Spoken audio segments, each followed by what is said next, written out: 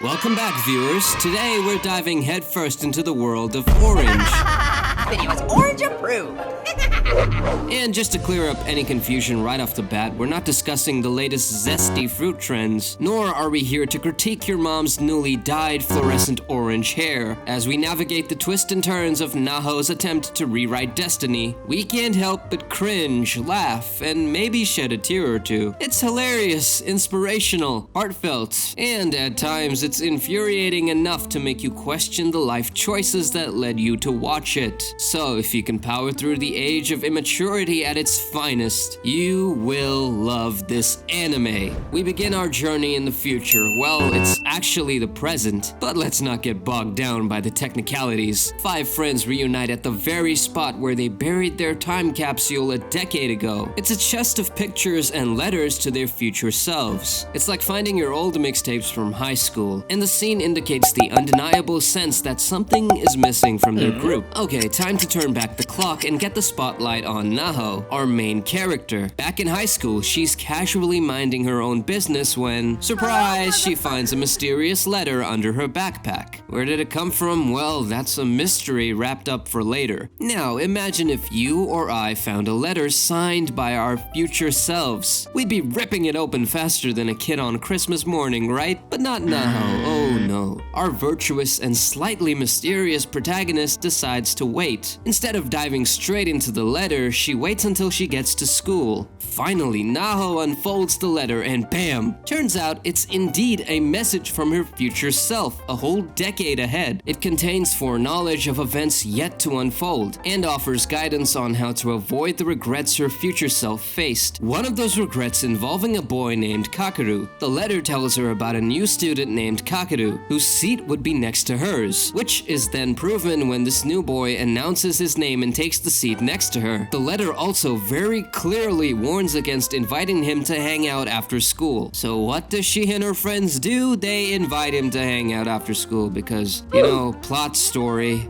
Granted, they have a great time, and we're introduced to the secondary main characters, the Carrot Top Sua, the Bread Girl Azusa, Mr. Tilted Glasses Hagida, and Big Sis Chino. But then, Kakeru skips school for the next 2 weeks. 2 weeks have passed, and we finally see Kakeru again on sports day. Kakeru, we've missed you. Where have you been for 2 weeks? I was just ditching. Yeah, right. Like we'd buy that. See, told you they wouldn't buy it either. I bought it. At Naho's softball game, she knows her team will want her to be their last hitter thanks to the fortune-telling letter. The letter tells her to accept the invitation because it's one of future Naho's regrets. A war wages inside Naho, the war between lack of self-confidence and bravery. Bravery eventually wins, and she winds up hitting a home run, winning the game for her friends. Afterwards, she is greeted by Kakeru, who produces a medkit out of nowhere and treats the blister on her foot.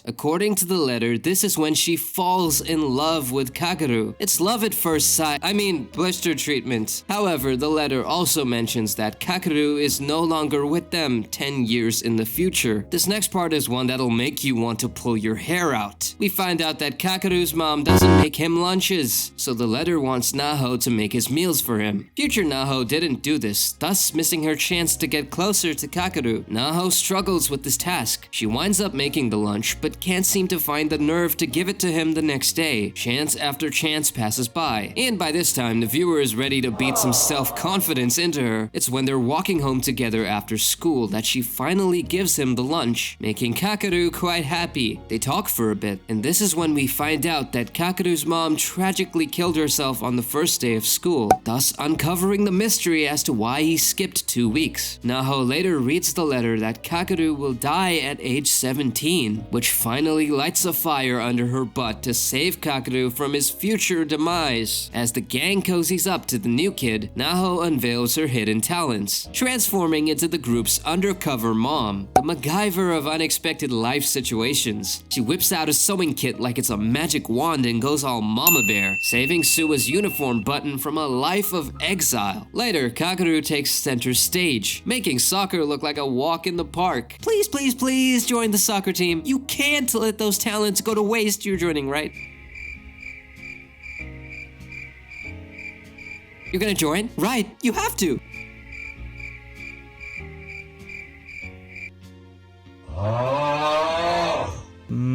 Okay, fine. Just the provisional team, though. The next task the letter gives Naho is to make Kakeru join the soccer team officially, even if she has to force him. It's his last day of provisional soccer, and the letter demands that she prevent him from quitting. Surprise, Sua has the same idea. As before class, he announces that Kakeru has officially joined the soccer team. Cool, that fixes that. Thanks, Sua. But right after some comedy lessons from Hageda, we meet Yuida, who's apparently set to confess her love to Kakeru. A love bomb is brewing, making Naho doubt herself. During lunch, Yuida confesses, but Kakeru's like, hold up, let me think about it until the end of the day. In class, he sneaks Naho a note, asking if it's cool to date Yuida. Naho's like, nope. No. But instead of running to find him, she slips the note in his locker, which he doesn't see until it's too late. Cut to Naho, home alone, heartbroken, sipping on the orange juice Kakeru got her earlier. Sad and pathetic. This moment's so ironic, it even inspired the anime's name. This also marks the beginning of Kakeru's downward spiral into depression. Let those sweet memories of high school warm everyone's heart. Not. Time to travel to the future. The main five start reading their letters from their teen selves, also reading the letter left by Kakeru. His letter is addressed to all of them one by one, but there's no mention of him writing to his future self, indicating that he knew he didn't have a future with them. This made everyone cry, including the viewers. Afterwards, Sua decides they should all visit Kakeru's grandmother and celebrate his birthday, right then and there, since they didn't get to celebrate 10 years before. Soon back to their high school days, and the group starts seeing less and less of Kakeru, Yuida taking up all of his time. It also doesn't help the situation that Naho is constantly running away when Kakeru tries to speak to her. That no note makes the situation awkward, and she's, of course, crushed that he's dating Yuida. I don't know about you guys, but Naho's constant running away makes my blood boil. It gets to the point that Kakeru is so desperate to talk to her that he winds up fighting with Yuida, putting him in a deeper depression. We start to see hints that Sua and the rest of the group have cracked the code of Naho's mysterious letter and reached their breaking point with her marathon-level avoidance skills. Come on, Naho, it's time to adult. Sua encourages her to go after him and finally say what she's been needing to say to Kakeru this whole time. She realized that she's been doing to him what she was afraid of happening to her. She finally catches up with him and they talk at the park for a bit, and he tells her that he wants to break up with Yuida. He also tells her that there's someone else he's interested in, but that's for a future episode. Well, there you have it, folks. A hurricane of emotions, awkward moments, and lots of marathon running. If you're in the mood for a slice of life anime that's not afraid to mix humor with heartache and a dash of time travel, buckle up, grab your random sewing kit, and get ready for the next one. And remember, when life gives you oranges, turn on the anime, embrace the humor, and savor the sweetness hidden in every unexpected twist. Until next time, happy anime watching!